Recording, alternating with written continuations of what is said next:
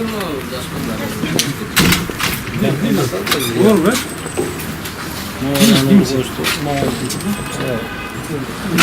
Ne oldu bayka ayıp berseniz?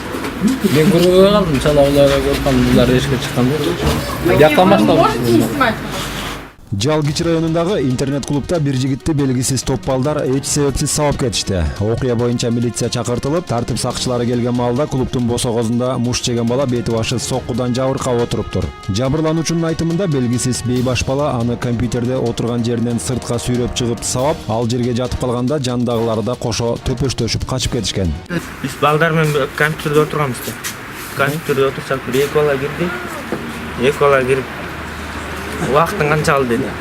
Жарым саат қалды десем, да мас екен алар. Дәуірдеке деп сүйлеп отқан көңіл бұрған емеспін.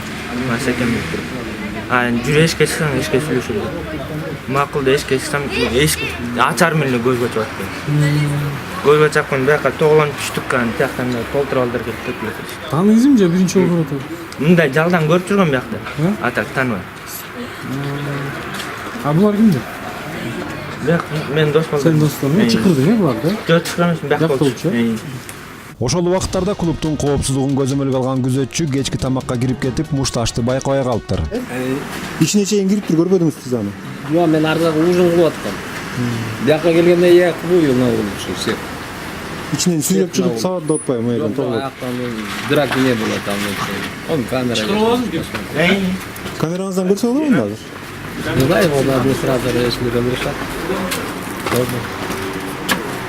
Чакыруу боюнча келишкен кайгылуучулар жабырлануучу менен анын доосун унаасына отургузуп, жакынкы аймактагы милиция бөлүмүнө жеткирип тергөөчүгө өткөрүп берди. Тартип сакчыларынын айтымында чоң муштун балдарды издеп табуу иштери көп деле кыйынга турбайт. Себеби клубдун кире беришинде жана ичинде видео көзөмөл камераларына шектүүлөрдүн кебетелери тартылып калган. Жабырлануучунун арызы алынар замат бейбаш балдарды издөө иштери башталды.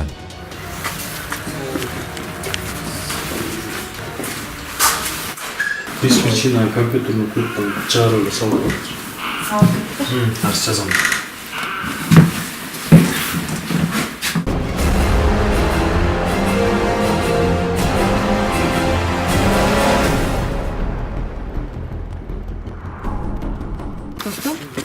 Они думали, что это я сижу, но там мен келиним отурган баланы уктатыпчы.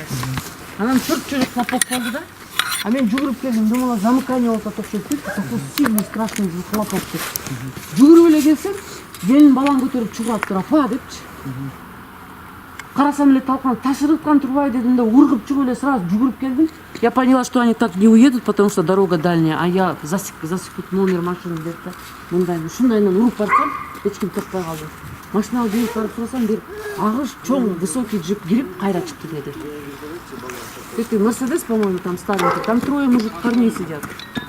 Бишкектин четиндеги жаңы конуштардын биринде белгисиз адамдар турак-жайдын терезесин таш менен уруп талкалап кетти. Үйдүн жашоочуларынын айтымында ошол мүнөттөрдө терезе тарапты курал менен аткылап кеткендей сезилген. Качан гана үйдүн кожойкеси сыртка чуркап чыгып, айнектердин сыныгын көргөндө таш менен урганын байкашкан. Үй ээлери ошол замат 102-ге чалып милицияны чакыртышыптыр. Вот, видишь? Анан смотри, мында келип тигини урган жок, тигини не разбил, он должен чакып бияка түшүш керек-то. Где? Не вижу. Ичинде таштар барбы экен?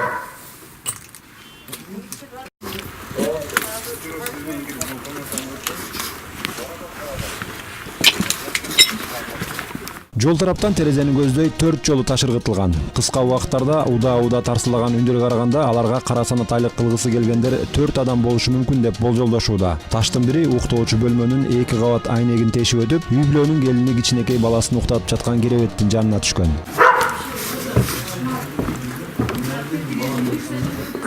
Мындай болду. Мен ол жерде баланы отуруп эмизип аткам ол жердечи. Анан жумуш кылып келгенде менин башымда поток бар болчу. Анан бул жерде эмизип, жаткызып мунун үстүнө жаптымбы? Жапкандан кийин эле, короче, билбейм уже. Атма разбилась. Дух-дух да 2 жолу уктум да, будто бы пулядай уктум менчи. Биринчи укканда я не поняла, биякта карадым мен сразу, потому что уже бирдемелер түшүп атканын көрдүм да. Биякта карасам, бияк вроде бы нормально. И все, экинчисинде уже чачырап кеттим, мондай үстүскө. Колумдун баарын тутуп кеткенин сезген жокмун. Потом сразу мен баланы алып эле чакка чыктым. И все, на это мен эчтеке не помню. Кайгылуучулар окуяны үстүртөн териштирип, аймактык милиция бөлүмүнөн ыкчам иликтөө тобун чакыртты. Кылмышка шектүүлөрдү табуу үчүн мындай кырдаалдарда ар бир далил буюмдар тергөө иштери үчүн өтө маанилүү. Топ менен чогуу келген эксперт-криминалист белгисиз адамдар ыргыткан таштарды баштыкчаларга салып, далил зат катарында тергөөчүгө өткөрүп берди. Ошондой эле шектүү бейбаштарды издөө иштери уланууда. Беришкен эчкиңиз жокпу?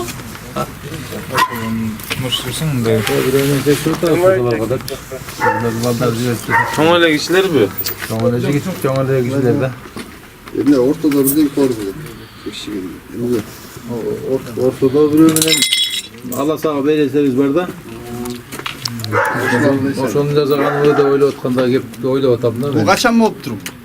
Жаңы эле биз жаңы эле жатканбыз деп жерде келдим датчуда. Ал светін өчүрбөй отуруптур, телефон чукулуп. А биз нар жакта ятабыз. Тарс эле болду, эмне болуп кетти деп секирип туруп келмесек, келди нар жакка жүгүрүп чыгып Бул мындай да, я вам сейчас любой таш жерден айтып коеюн. Потому что я недавно уборку уже сделала. 4 жолу удар болсо 4 хлопка было депчи.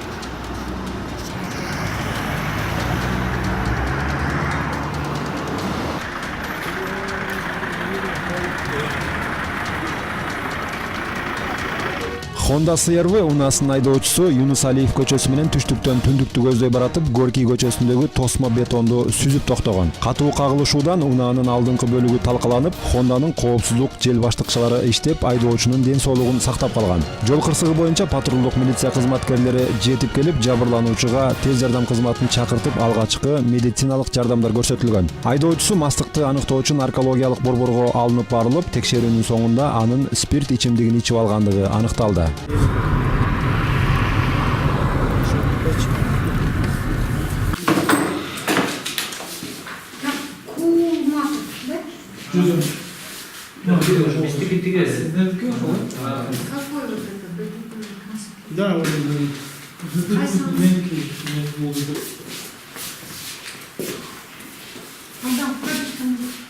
Otur tutsana dostlar. Отстала сюда, отойди. И не надо туда плевать мусор. Уберите его в коридор. Милиция или что? Коридором туда.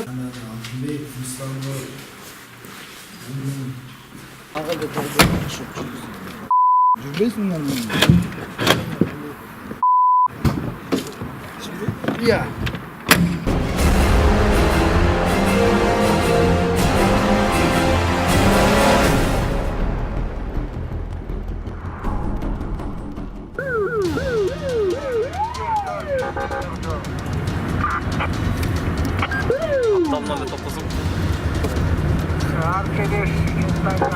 Кайгылуучулардын алдында бараткан күмүш түстүү Mazda үлгүсүндөгү унаа солго бурулуу белгисин күйгүзүп алып түз кете бергендиги үчүн токтотушат. Токтотулган айдоочу текшерүүгө алынганда ал спирт ичимдигин ичип алганга шек туудурат.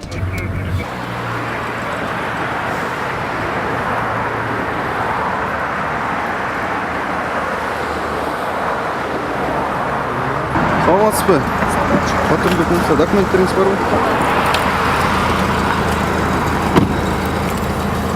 Сымбат.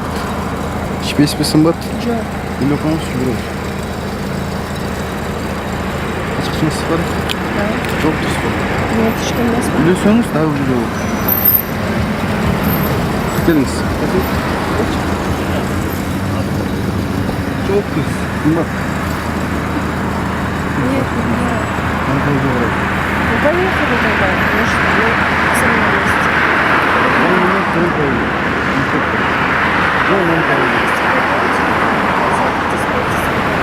Я хочу просто. Ключи ваши забирать не будем отсюда. Ключи ваши забирать не будем. Просто машину мы поведем. Так как у нас есть подозрение. Садитесь, потому что я не могу свой личный автомобиль вам передать. Я заплатила за этот автомобиль, и я сама ответственна за этот автомобиль. Так что вы можете только сесть за этот автомобиль и поехать.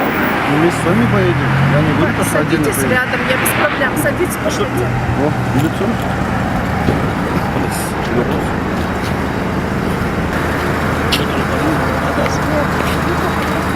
Нет, вы с пассажирской стороны садитесь. Нет, потому что я оплатила за телефон. Телефон. Это что? Камера что снимает? Это... Пусть снимает. Ладно, Это хорошо. Я пойму. Садитесь с нами вместе. Вы что снимаете? Вы не платили за машину, так что вы не имеете Снимайте, права. пожалуйста. Вы не имеете права. Давайте тогда по суде. Я адвокат, так что давайте. Вы не имеете права трогать. Вы не имеете права трогать. У меня. Вы не имеете права трогать мой автомобиль. Тогда вместе. Садитесь как пассажир, поедем вместе. Нет, ни в коем случае. Вы садитесь, пойдемте садитесь вместе. Поедем на автологию. Хорошо. Нет, пойдемте садитесь. Хорошо, пошли садитесь. Я-то зачем? А вы тогда зачем снимать? Я с телеканала для Симпатичный себя. оператор. Реально, самый симпатичный. Может, моделем работать Нет, будете? оператором только. Пожалуйста. Пойдемте садитесь вместе, мы поедем сами. Хорошо. Нет, куда вы хотите? В автомобиль? Тогда садитесь как пассажир. Я никак. Мой автомобиль, я лично оплатила каждый день. Я сама буду камеру. Просто смешно. Такие, честно, да, у меня лично, я водитель.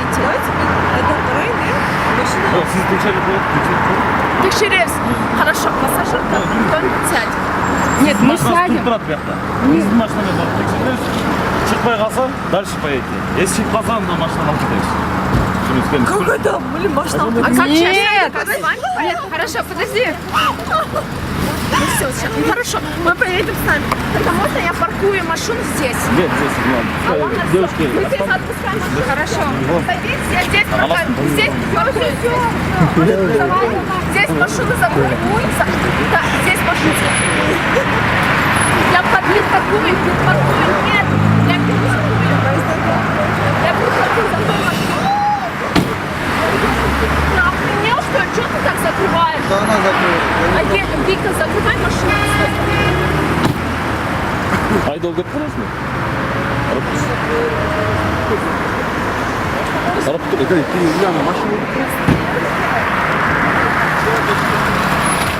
Айдоочу кызды наркологиялык борборго алып бармакчы болгондо ал өзүнүн унаасын айдагысы келбей, жанында жүргөн курбуларында чогуу бара турганын айтып, баары патрулдук унаага отуруп алышты.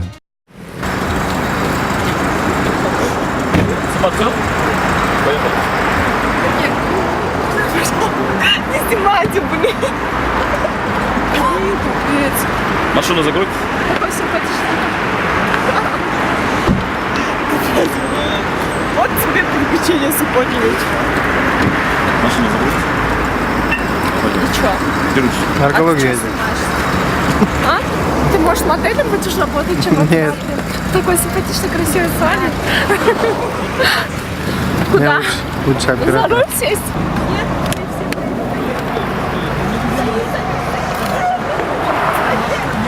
Не, подождите. Я же тоже должен сесть сюда. Куда, на голову мне? Нет.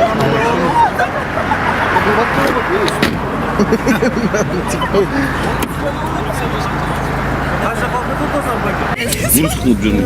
Ağrın gazını şu kolla mı? Aklı kapına oturup bat. А, сейчас подожди тогда. Haydi ver, çay da iç. Я обвоз пойми. Мы же не паникуем, нормально же ведем себя, пожалуйста. Можете убрать?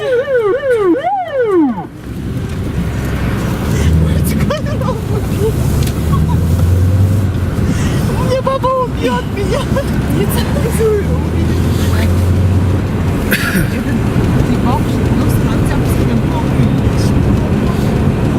А что ты оператор, такой красивый мальчик, что ты моделем не будешь работать? Мне лучше оператора. А что? Не знаю, моя Работаешь оператором? сфера просто. А, твоя сфера? Да. Тебе удовольствие доставляет? Да.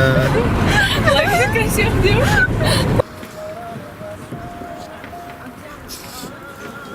Нет, извини. Алло. Алло.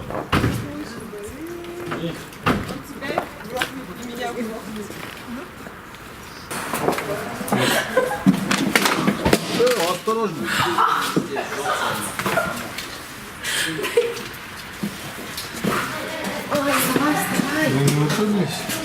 Ах, там скользко, нет, просто скользко. Подожди,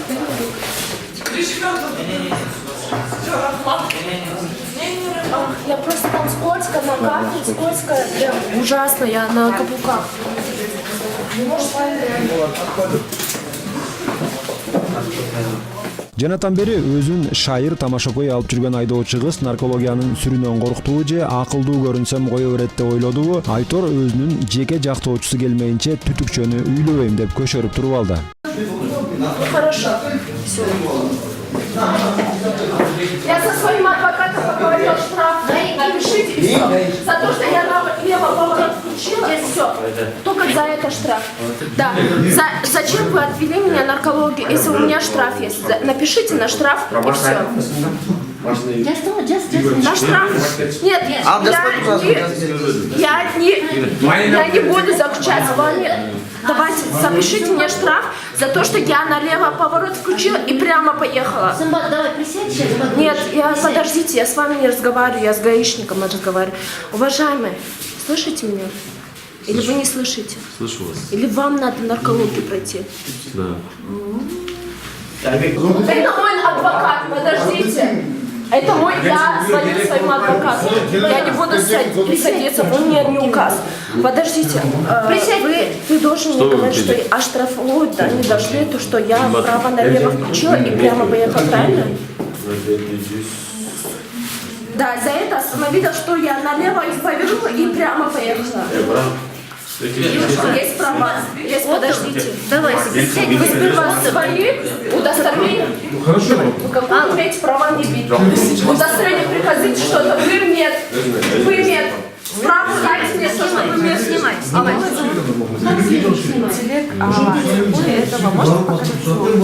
Штраф напишут, пусть. Это я звоню адвокату. Штраф напишите. Я буду жаловаться на вас. Я не пила ничего, вы штраф жаловаться. Подожди, а штраф напишут? Нет, можете показать, пожалуйста? Да, я просто фамилию, имя узнаю. Я вам напишу. Я вам напишу. Спасибо большое. Нет, спасибо большое, что вы напишите мне. Другой листок нужен, новый листок. А есть у вас новый листок, где вы напишете свое имя, фамилию? Когда документы көрсетші мама? Және қызысың бар, кто это? Это я. Вы что пили? Вы сперва предоставляете свое удостоверение, то, что вы То, что имеете я право. сижу, это Нет, есть, это я на законно, своем месте это не сижу. имеет права, это не имеет. Вы можете, любой бомж может сесть за ваше место. Так что вы сперва удостоверение предъявите, то, что вы реально медсестра, то, что вы получаете, то, что от меня какие-то изъяния, чтобы писали про меня. Все законно, все законно. Я с своим адвокатом разговаривала, все законно. Если что-то будет, я жаловаться буду на вас, на всех. Так что давайте, судебно. Давайте, сперва удостоверение.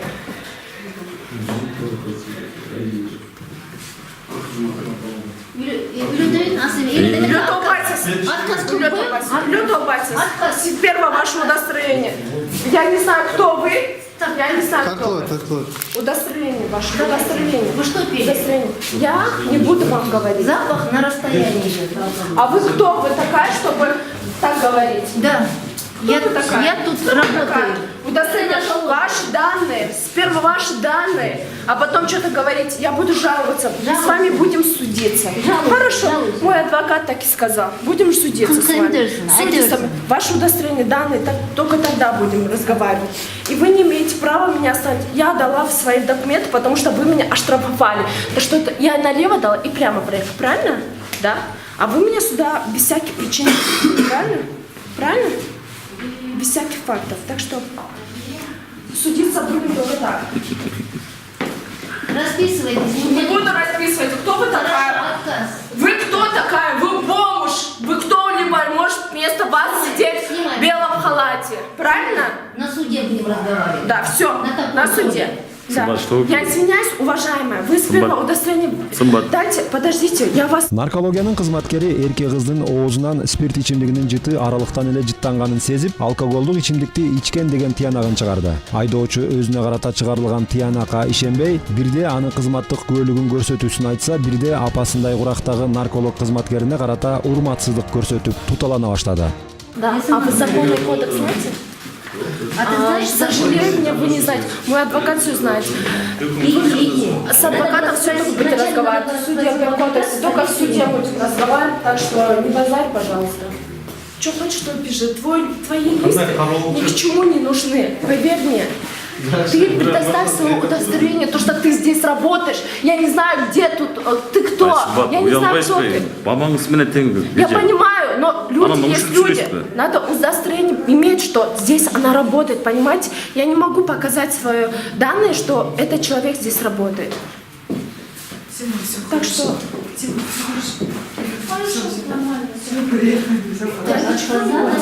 Аягында мыйзам талаптарына баш ийгиси келбей, өзүн саркеч кызмын деп тааныштырган Сымбат Жаныбек кызынын масал алдында башкарып бараткан унаасы айып төлөөчү жайына токтотулду. Красивый ты мальчик, оператор. Зачем ты снимаешь? Лучше бы моделем работал.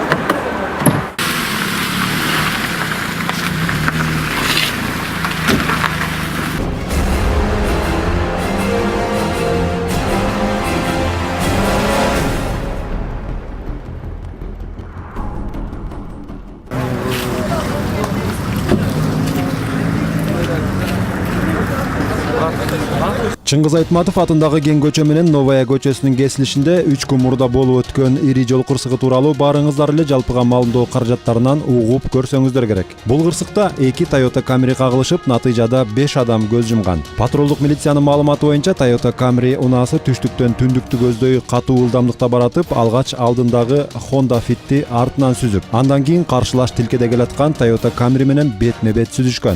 Көз ачып жумгуча катталган жол кырсыгынан сүзгөн унаадан 3 жана сүзүлгөн унаадан 2 адамдын өмүрлөрү кыйылган. Окуянын күбөлөрүнүн айтымында кырсык болгон маалда ондогон айдоочулар күйүп жаткан унаалардын жанына чогулушуп, өрттү өчүрүүгө аракет жасашкан. Тилекке каршы унаалардын биринде кыпчылып калган айдоочуну чыгара алышпай, ал рульда отурган боюнча тирүүлөй күйүп кеткен. Биз сиздерге күбөлөрдүн кырсык боюнча айткандарын комментарийсиз сунуштайбыз. Честно сказать, могул нерсе иштейди, могул нерсе иштейди, брат. Да ни у одного водителя нет магнитушителя. Вот могул нерсе иштейди, могул эмнеге жарайт? Могул кичинекей деген нерсе эмне жарайт байке? Я товарищ праваш. Көрдүңүзбү, ушул нерсе менен чачып жүрдүм. А вот мондай нерсе эчтекеге жараган жок. Пожарная служба вообще должна контролировать все огни. Мен лично тартып, о бала, бизден помогите деп чыгарып, эчтеке кыла албайт балдар. Реально. Маңдайга жазган ошол экен ал. Машину перевернули, вытащили. Хорошо вытащили он тех людей еще. О бала мына колубузда өлүп калды да. Колубузда өлүп калды бала. Кеч келген болбоду. Эй, пожарный, брат. Пожарныйга эчтеке айта албайбыз. 5-10 мүнөттөн эле келди, пожарный реально келди. Ар бир кыргызыбызда да жок. Огнетушитель ни одного огнетушителя не работает, эй! Гаишниктерге обижаемся. Вот, иштеген огнетушитель көрсөттүм го, эй! Огнетушителя даже нету, ни одного огнетушитель болгондо, бул бала өлбөйт болчу. Балдар, ар бирибизде огнетушитель болсо өлбөйт болчу, эй. Биз кыргызча жүрөбүз. Просто кыргызча жүрөбүз. Мына бул бала көз үстөлү өлүп калды, балдар. Үшкүрүп кетти да, помогите. Чоң дем алган теңче жок болду, чоң терең дем алды. Не смогли его выкинуть. Кирип туруп, кишини алып чыкты да, бул бала.